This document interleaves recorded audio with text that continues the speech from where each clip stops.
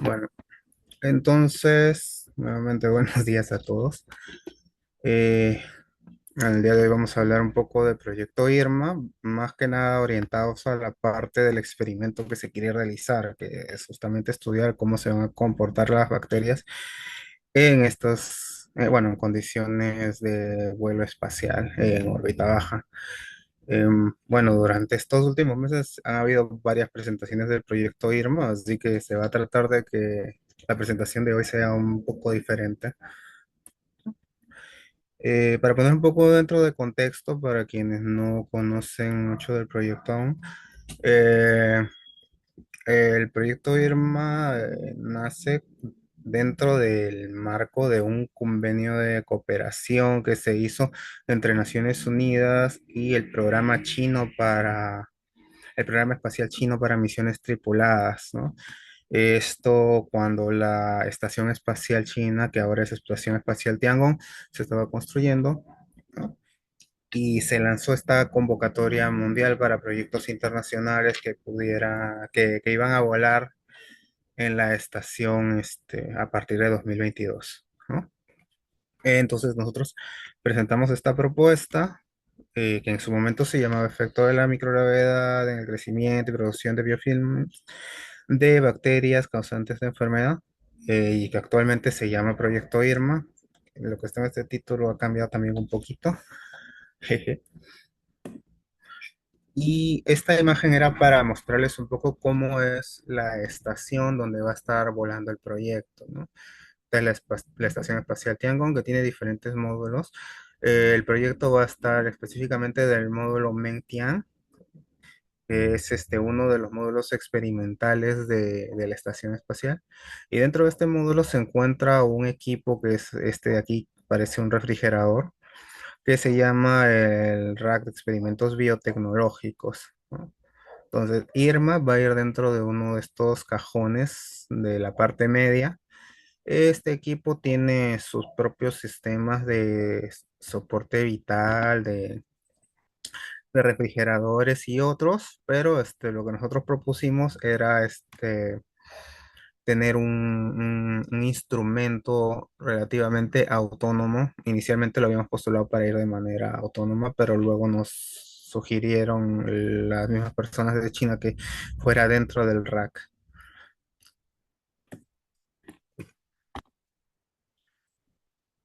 Entonces, nosotros como objetivo del proyecto lo que queremos hacer es estudiar a estas bacterias, ¿no? ¿Cuál es el efecto que tiene los viajes espaciales en estas bacterias que pueden tener un potencial para causar algún tipo de enfermedad a los astronautas? Y más que nada nos estamos centrando en la fase estacionaria de una infección que in vitro es más que es equivalente a hablar del periodo en el que se forman las colonias. ¿Y esto por qué? Porque ustedes saben que dentro de todo proyecto lo primero que se hace es revisar qué es lo que ya está hecho. Entonces, algo que observamos fue que ya había bastante investigación relacionada a bacterias en medios líquidos, ¿no? Que si lo llevamos al contexto, digamos, de la naturaleza o de seres humanos, esto equivale a cuando las bacterias están flotando libremente en, digamos, por ejemplo, el tracto digestivo o en alguna otra parte del organismo, ¿no? Y el momento, a esto le vamos a llamar fase planctónica, estado planctónico, pero esto es diferente a cuando ya se inicia la infección. Pongamos de ejemplo a las bacterias que infectan el intestino. En el momento en que ellas llegan al tejido que van a infectar, eh, su comportamiento va a cambiar para que puedan atraer a más bacterias de su misma especie, poder formar una placa, poder crecer allí, y otros diferentes procesos. Y esas placas son similares a lo que en laboratorio vamos a llamar las colonias. No del todo, pero hay similitud. E incluso se ha visto que dentro de las colonias hay subpoblaciones de estas bacterias que, a pesar de ser de la misma especie, dependiendo de en qué parte de la colonia están, van a tener una expresión diferente y un comportamiento obviamente diferente. pero nosotros vamos a centrar solamente en las colonias. Ahora, ¿cómo hacemos esto? Para esto nos hemos dividido en dos grupos el proyecto. Un grupo está encargado de diseñar y ensamblar este instrumento que es IRMA, que es donde se va a llevar el cultivo y donde se va a hacer un monitoreo continuo de este crecimiento de las cepas, ¿no? Las cepas que van a ir son Escherichia coli, ese es su código ATCC. O sea, necesitamos una cepa exacta y catalogada para realizar este tipo de experimentos, y Pseudomonas putida, que también tiene allí su código de catálogo. Ahora, ¿por qué estas dos bacterias? Escherichia coli es el organismo modelo universal de las bacterias, ¿verdad? Y en cuanto a Pseudomonas putida, nosotros queríamos utilizar Pseudomonas aeruginosa, que es el organismo modelo para el estudio de la formación de biofilms, ¿no? De esta mucosidad que protege a las bacterias y también a las colonias cuando crecen de esa forma, pero por temas de bioseguridad que se conversaron bastante con las personas de China, se decidió que teníamos que buscar una cepa similar que fuera de nivel de bioseguridad 1. De eso vamos a hablar más adelante. Y por el otro lado, el otro equipo se ha encargado de lo que es la estandarización de los métodos para la inoculación, cultivo y monitoreo de las bacterias durante el vuelo, el retorno de la muestra y el procesamiento post-vuelo. ¿Esto por qué? Porque en el espacio no podemos hacer cultivos de bacterias de la misma manera que lo hacemos en los laboratorios aquí. Supone un mayor peligro, además de que por este ambiente de caída libre que hay, es mucho más difícil de operar el equipo necesario. Entonces nosotros hemos tenido que estandarizar los métodos para que estas bacterias vayan ya listas para crecer en el espacio, ¿no? Deteniendo su crecimiento por refrigeración hasta que estén dentro de la estación espacial. ¿Y por qué es importante estudiar esto? Bueno, esto es importante dentro del contexto de la exploración espacial humana. Bueno, el ser humano ya lleva un par de décadas trabajando en lo que es órbita baja a través de la Estación Espacial Internacional, también a través de otras estaciones que han existido en el pasado, o el transbordador espacial. Pero claro, con la Estación Espacial Internacional es que ya se convirtió en una presencia humana continua fuera del planeta.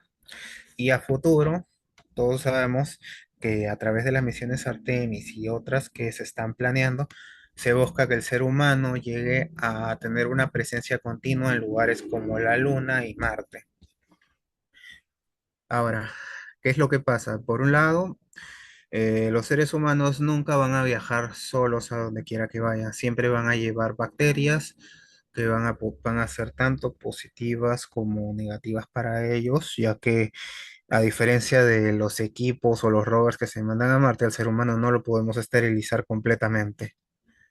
Y por otro lado está lo que es el entorno o el clima espacial, que es un entorno bastante agresivo para la vida, ¿no?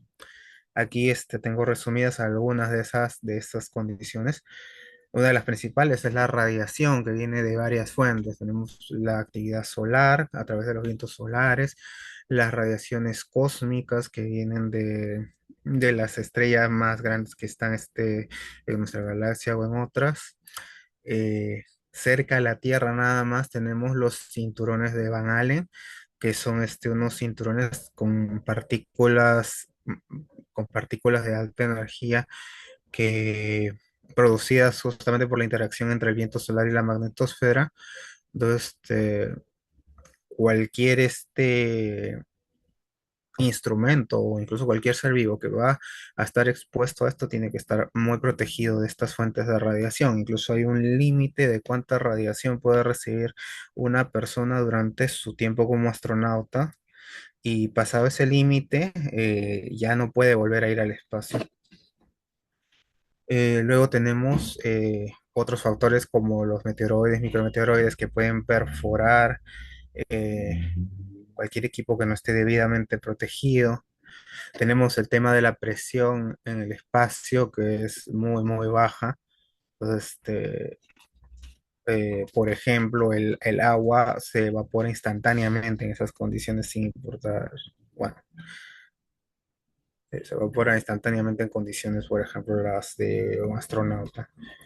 Tenemos los cambios de temperatura que son muy, muy altos dependiendo de si estás en la luz o en la sombra, porque al no haber un medio, la temperatura depende de eso, ¿no? Y puede ir desde temperaturas mayores a 100 grados a temperaturas cercanas al cero absoluto en cuestión de segundos, ¿no? Y finalmente, eh, tenemos el tema de los cambios de gravedad. Nosotros vamos a tomar siempre como referencia a la gravedad de la Tierra, que normalmente se considera 0,98 metros por segundo al cuadrado, que puede variar dependiendo de la posición en la Tierra. Y nosotros generalmente le vamos a llamar 1G, ¿no? Una gravedad o una gravedad terrestre.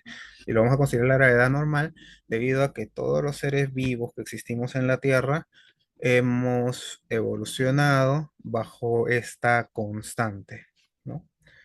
Y todos nuestros sistemas están adaptados a trabajar bajo esta constante. Eh, ¿Y qué es lo que pasa cuando salimos del planeta? Pues los seres vivos tienen esta capacidad de responder a cualquier estímulo positivo o negativo, eh,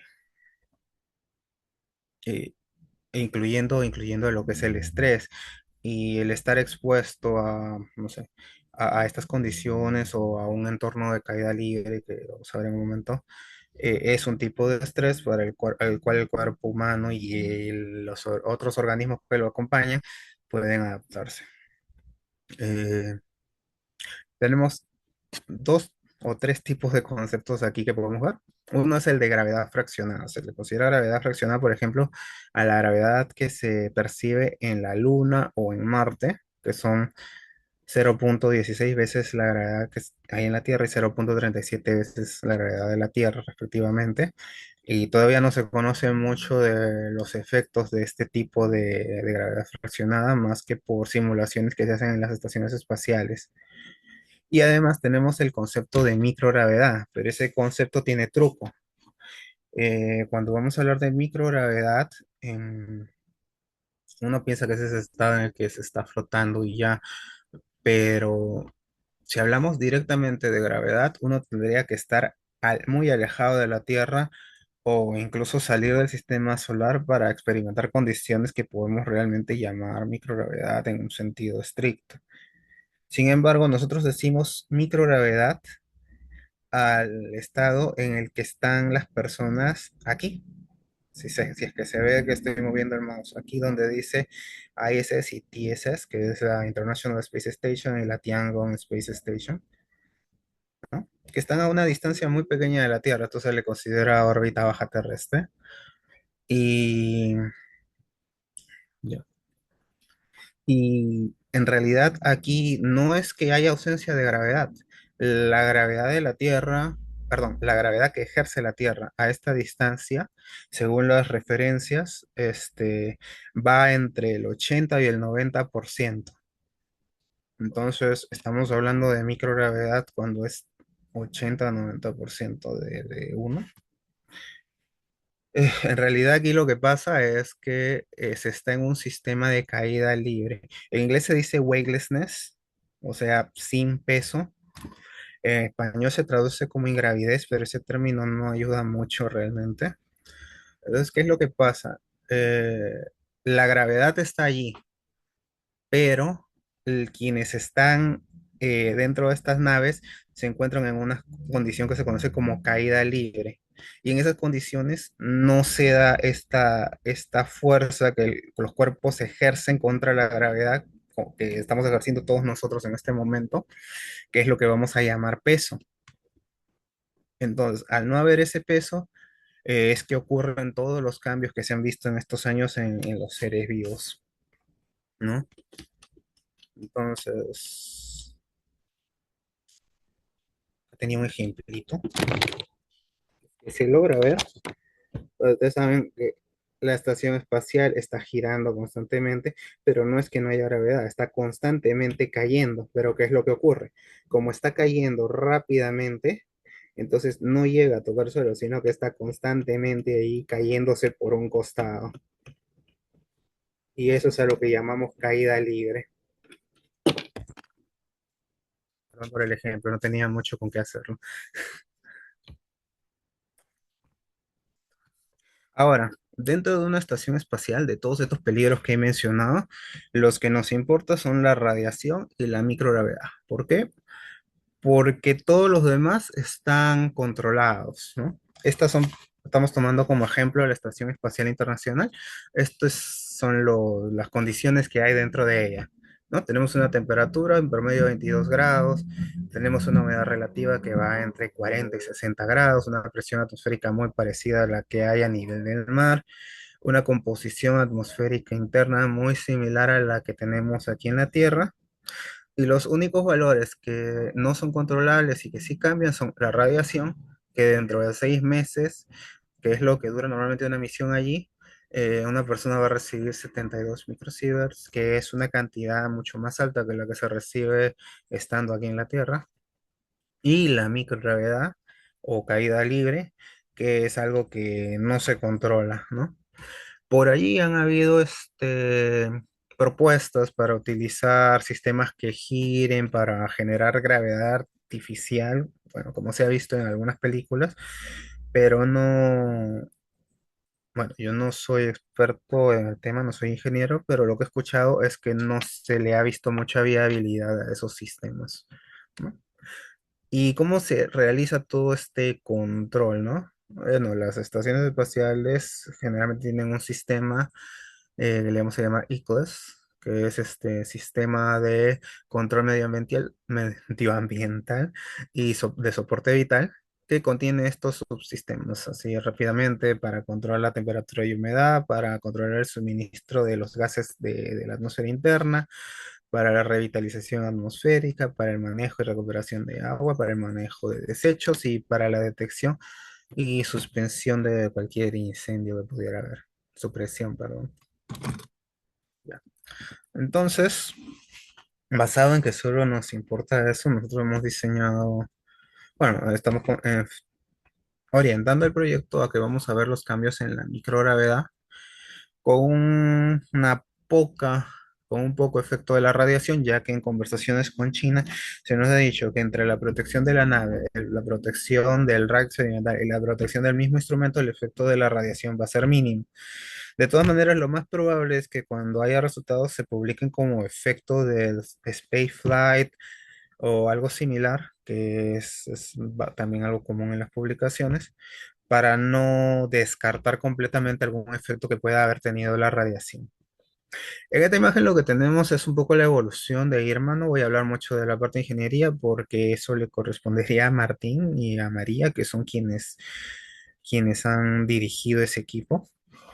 Pero básicamente el instrumento ha tenido varios cambios de diseño, principalmente porque en las conversaciones que íbamos teniendo con el programa chino, nos hacían observaciones y sugerían cambios y estos se iban implementando, ¿no?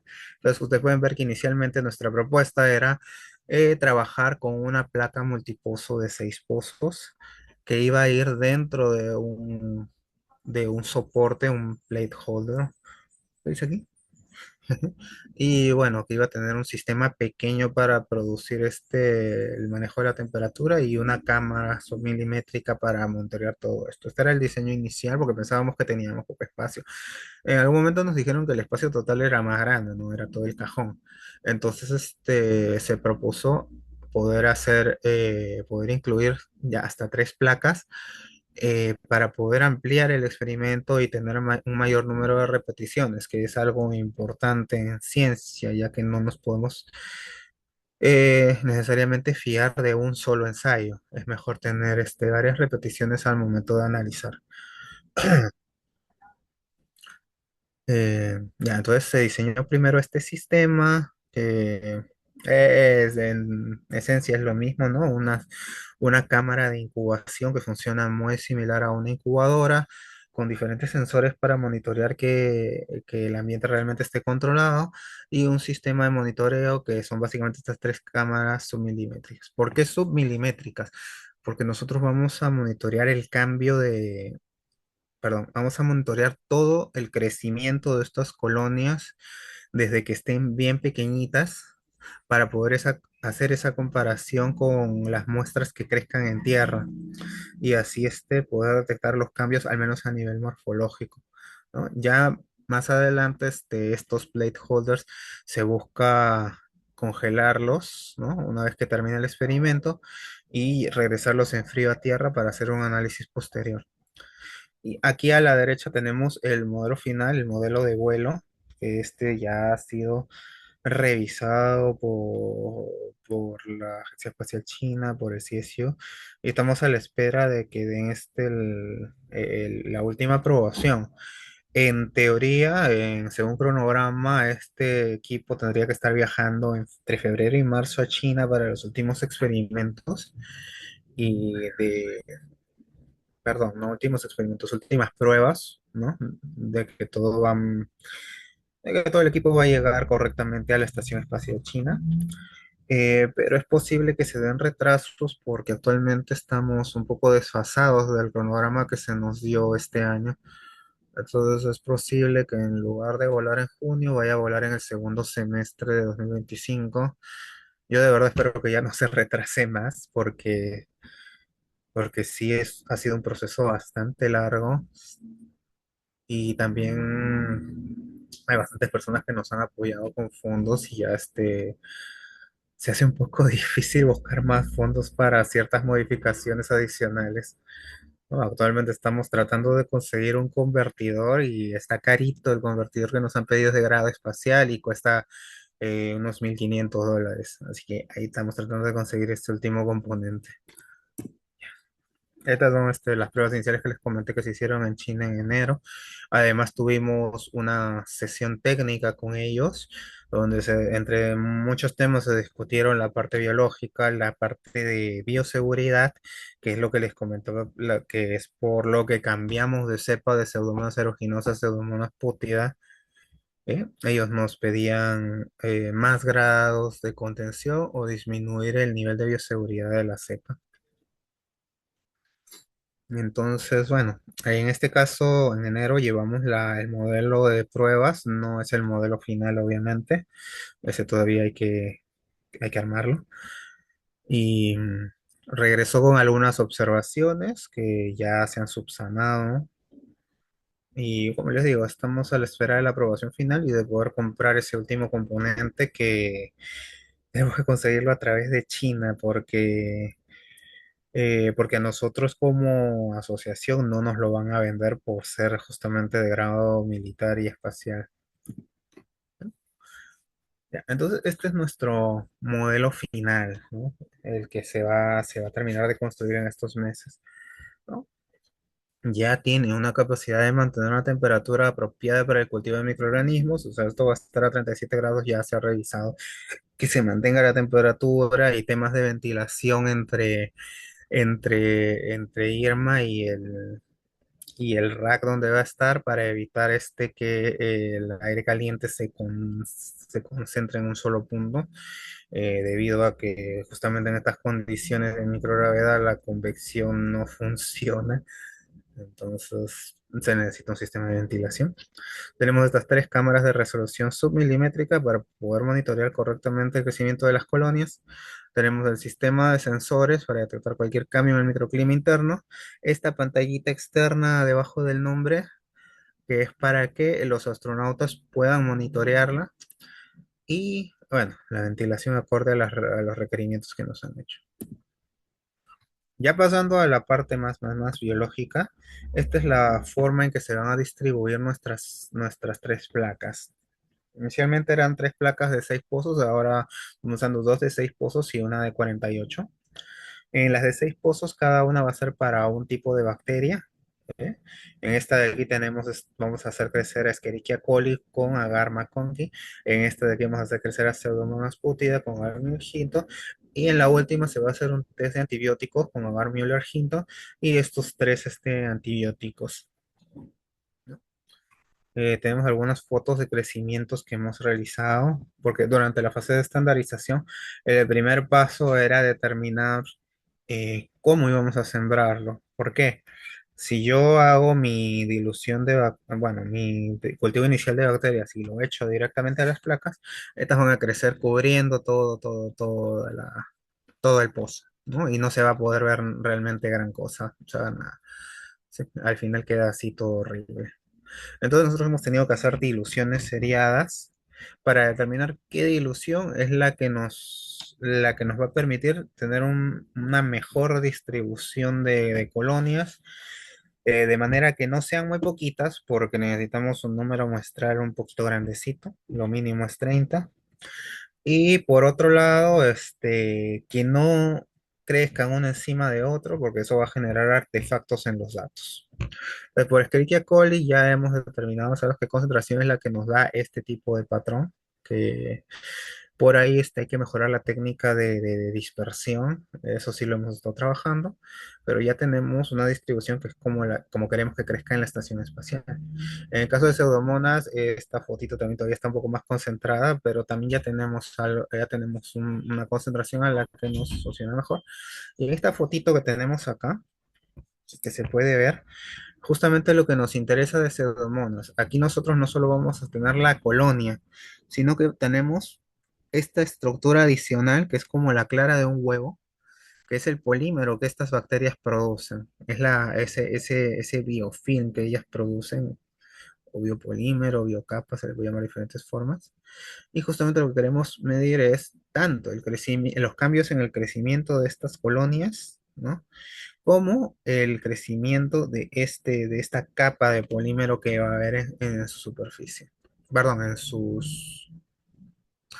sus lados. Claramente en la superficie es más difícil considerarlo, ¿no? Ahora, con el tema de antibióticos, ahí también hemos tenido varios cambios. Inicialmente habíamos propuesto trabajar con discos de antibióticos porque podemos tener radios que son relativamente constantes, ¿no? Entonces se podría de repente en el espacio ver cambios en la resistencia antibiótica a través del cambio en este halo de inhibición. Así se le llama halo de inhibición. Pero ¿qué es lo que ocurre?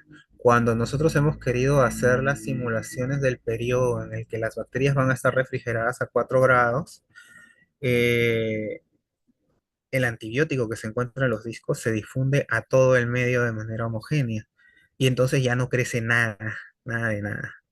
Entonces ese método no nos estaba sirviendo. Entonces hemos cambiado un método por el cual vamos a utilizar experimentos similares a los que se usan para definir la concentración mínima inhibitoria de los antibióticos, haciendo diluciones del antibiótico y de la bacteria primero en laboratorio estamos verificando cuál es el límite de la cepa exacta que vamos a utilizar y después determinar de, un rango de concentraciones de antibiótico que nos vaya a permitir ver estas diferencias, alguna diferencia en microgravedad. ¿Sí? Y bueno, estas son algunas imágenes de pruebas que ya hicimos dentro del modelo de pruebas de IRMA. Lo que pueden ver aquí a la izquierda es como una vez que se toman las fotografías, estas se pueden llevar aparte a, a procesar con un algoritmo que puede darnos, puede identificar cada bacteria, medir sus propiedades y llevar eso a tablas y gráficos donde nosotros podamos ver más exactamente qué diferencias han habido durante este crecimiento, ¿no? Aquí está un poco del algoritmo que ha estado siendo trabajado por Edir Vidal ay, se me olvidó, y Marco Puchuri en estos meses para poder hacer este análisis. Ahora, les hablé de bioseguridad durante la reunión principalmente. ¿Qué es lo que ocurre? Los astronautas que van a estar en la Estación Espacial Tiangong no pueden ser expuestos a las bacterias, así sean del mínimo nivel de bioseguridad, ¿no? Existen 4 niveles de bioseguridad que van del 1 al 4. El 1 es el más inofensivo, el 4 es el que tiene así un potencial brutal para producir enfermedad y diseminarse al ambiente. Entonces, nosotros estábamos usando una Escherichia coli que es de nivel 1, con esa no había problema, y una Pseudomonas aeruginosa que es de nivel 2. Entonces, pseudomonas aeruginosa no van a encontrar en el nivel uno, o al menos nosotros hemos buscado y no hemos encontrado. Y lo que nos dijeron las personas de China en esa reunión fue que tendríamos que aumentar al menos a 3 niveles de contención o tendríamos que bajar a una bacteria muy parecida que fuera de nivel uno.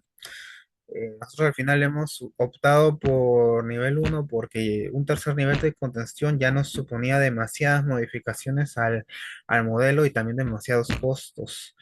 Entonces, con nivel uno de todas maneras tenemos que tener 2 niveles de contención para las placas porque no puede chorrearse nada, pero eso ya era más manejable. Entonces, o sea, los niveles de contención son el mismo sello que se pone típicamente a la placa, no con parafín porque el parafín se destruye, sino con otro tipo de cinta que vamos a utilizar.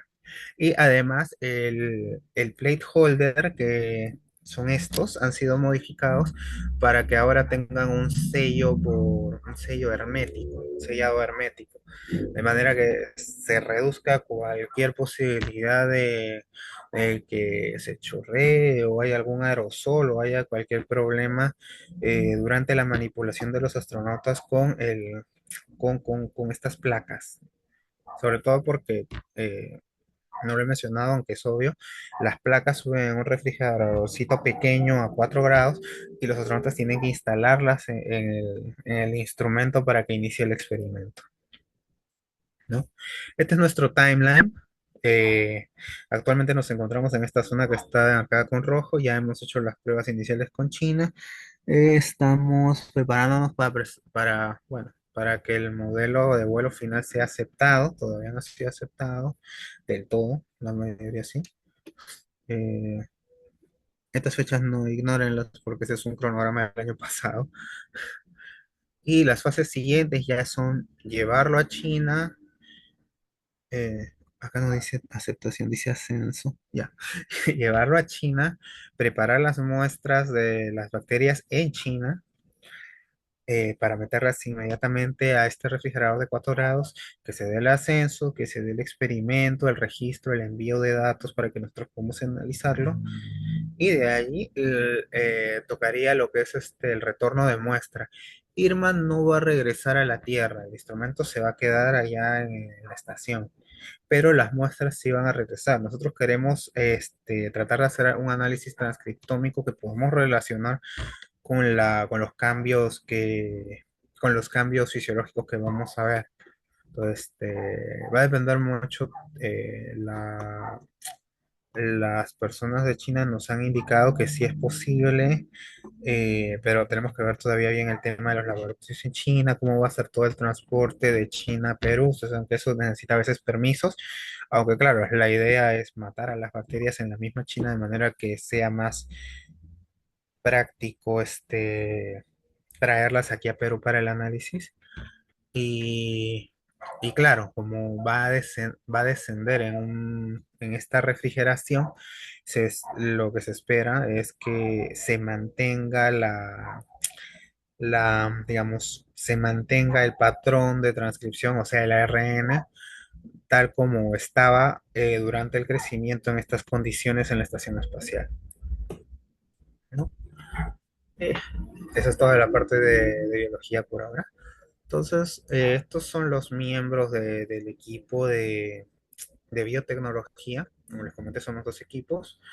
Yo soy quien lo está dirigiendo como investigador principal. Están Edir, Noelia, Mafer, Gao y bueno, hay otras personas de UTEC que por ahora están inactivas, pero también hemos tenido apoyo de otras personas. De la Ricardo Palma está trabajando principalmente Diego y bueno, ha tenido cierto apoyo de Lorena, de la universidad. Y hace poco se unió al equipo Gil Moya, que bueno, él más que nada nos está ayudando a conseguir materiales reactivos, estas cositas que a veces son difíciles de conseguir. Dentro del equipo de ingeniería no tenemos una foto con todo el equipo. Lamentablemente esta foto es de cuando hemos estado en China, o sea, Martín, María y yo, y él es Terrence de allá del equipo de China, ¿no? Quienes están dirigiendo toda la parte de ingeniería son Martín y María, ¿no? Con el apoyo de... Ah, tenía que corregirlo, Ramiro ya no está, perdón. bueno, con otros chicos. Y bueno, últimamente también se unió el señor Joao Salinas, que a través de DOTS es que ellos están apoyando a que se pueda dar a que se pueda construir este modelo de vuelo, ¿no? Menciono también que Martín y María también son parte de DOTS y su filiación es esa. Y mencionar también que el proyecto ya se ha presentado, bueno, los avances se han presentado en diversas oportunidades en congresos, workshops, ¿no? Y aquí lo que tenemos son dos ocasiones en que se ha presentado en el International Astronomical Congress. En esta ocasión por Maffer, María Fernanda y Noelia. Este fue hace 2 años en París. Y este año fue presentado por Diego Dueñas, el organizador del evento, en el AESI que fue en Milán. ¿No? Finalmente comentar que el proyecto se llama Irma por esta persona, Irma Judy Grande Vázquez. Ella fue una matemática que estudió en la Universidad Nacional Mayor de San Marcos. Y la razón por la que el proyecto lleva su nombre es porque ella es mi abuela y es la persona que me inspiró a mí a estudiar ciencias en primer lugar. Entonces se consideró que era un buen homenaje ponerle su nombre a este instrumento que en sí va a ser un hito para el país, ya que estamos poniendo un instrumento que ha sido construido enteramente en Perú, en una estación espacial, ¿no?